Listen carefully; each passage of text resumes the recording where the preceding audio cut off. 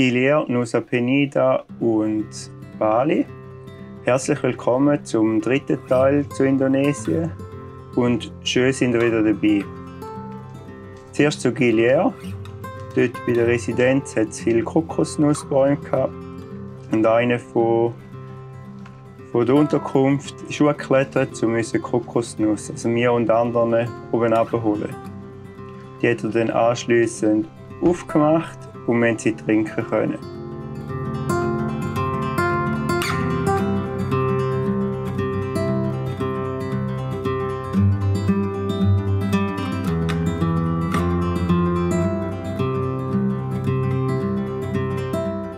Frische Kokosnüsse ist immer etwas Feines. Und dann können wir sie auch noch ausessen können.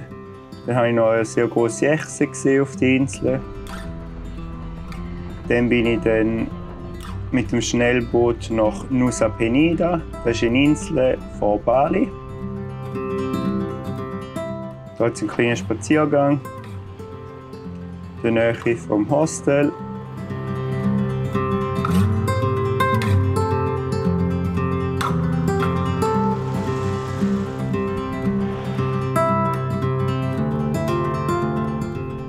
Dann habe ich einen Spaziergang gemacht in Hügelue. Es hat etwas weniger Leute als bei der Straße unten dran.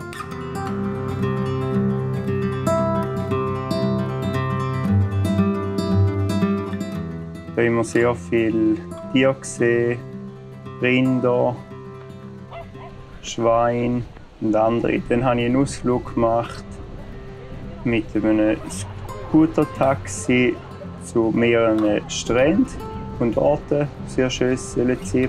Ich habe einen Regenbogen gesehen. Die Wellen waren sehr hoch und bin dann auch nicht ganz runtergelaufen bis zum Strand. Man konnte immer zuschauen, wie so richtig der Strand überflutet hat, die grossen Wellen.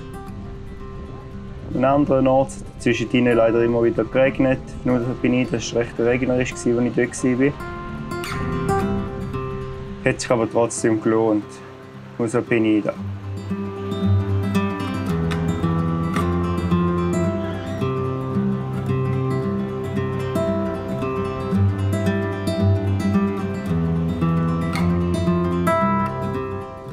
Auch hier war es immer sehr dreckig. Es hat in dem See viel Dreck gehabt.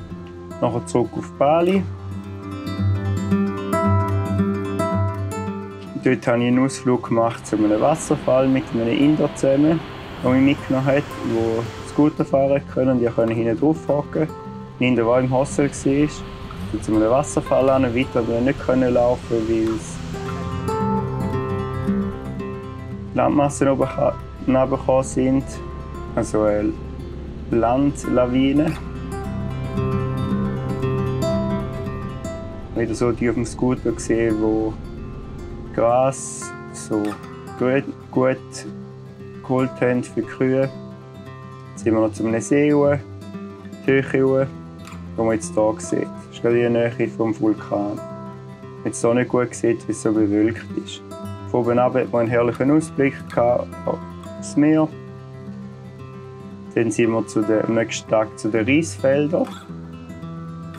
Reisterrasse, wie man es so nennt. Ein bisschen spazieren. Er hat gefunden, gesagt, es sei das erste Mal, wo er Eintritt zahle für etwas, wo er die Haie auch hat. Halt von Indien kommt und es dort auch sehr viele Reisfelder gibt. Für mich war es aber etwas Spezielles, weil ich vorher noch nie Reisfelder gesehen habe.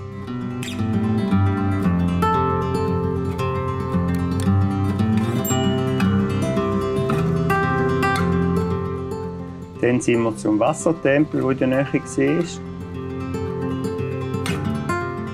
Da hat es so, sie nennen eine heilige Quelle, wo das Wasser rauskommt. Das ist so Wasser auf dem Vulkan stammt, das direkt von unten nur sprudelt, wo man dann später sieht. Danach geht man so um und vor allem zu einem und quasi mit dem Wasser waschen und den Kopf drunter heben. Da sieht man jetzt, wie das Wasser rauskommt. Ich meinte, von denen hat es noch sehr viel Fisch gehabt.